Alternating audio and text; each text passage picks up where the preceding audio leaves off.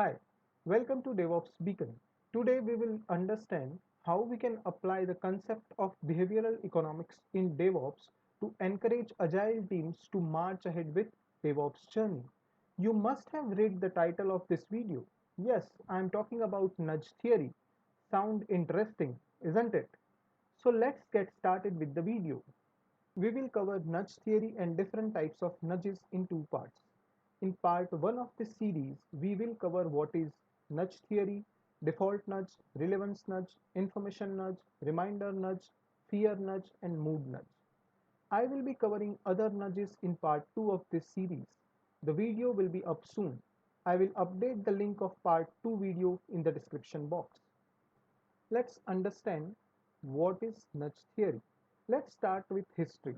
In 2008, nudge theory became popular as Richard Thaler and Cass Sunstein co-authored the book Nudge: Improving Decisions About Health, Wealth and Happiness. Richard Thaler is known as father of nudge theory. So, what are nudges?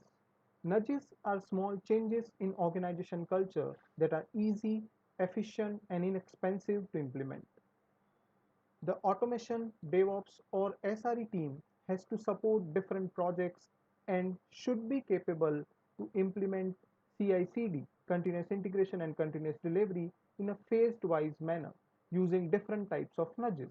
They must communicate the vision for automation and focus on continuous improvement. The team should also help people to make decisions for continuous improvement. Nudges also help to change the culture in the organization without direct enforcement and show of authority. Behavioral changes are 80% about humans and 20% about processes and tools. Nudge theory is all about nudging people by understanding their mindset and assisting people to improve decisions and manage changes. Default nudge. At the business unit level or at the unit level, keep continuous integration and continuous delivery implementation as a default. What it means is, if everyone in the agile team knows that DevOps practices implementation is a basic requirement to deploy a war file or microservices in Kubernetes cluster, then mindset will evolve on its own, and once benefits are realized, people will help each other to improve and adopt changes with happy hearts. It is also important to start with phase-wise defaults and not a big bang approach. Start with static code analysis as default, and once it is widely adopted, move ahead with another practices or improvements within static code analysis itself. Relevance nudge. Never question the relevance of DevOps practices implementation, but always question the truth of relevance. It helps to be aware of actual challenges and make the decision. Start with the assessment exercise or value stream mapping and make a decision on continuous integration and continuous delivery implementation. Each project or application and its objective of it is different. An idea is to make people's life easier in application lifecycle management and not to create obstacles in their daily routines. Information nudge. Information nudge helps stakeholders to choose an effective option easily. For example, implementing CI/CD pipeline by accepting code analysis and unit test reports from the pipeline and giving priorities to the audits of such projects. Provide pipeline as code or infrastructure as a code templates to implement continuous integration and continuous delivery based on different programming languages and make their life easier.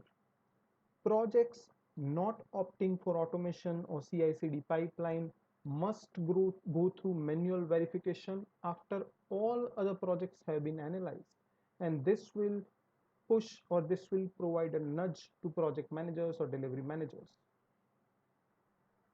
Reminder nudge. Reminding agile teams the benefits of CI/CD implementation of continuous integration and continuous delivery in 2 to 4 week sprint.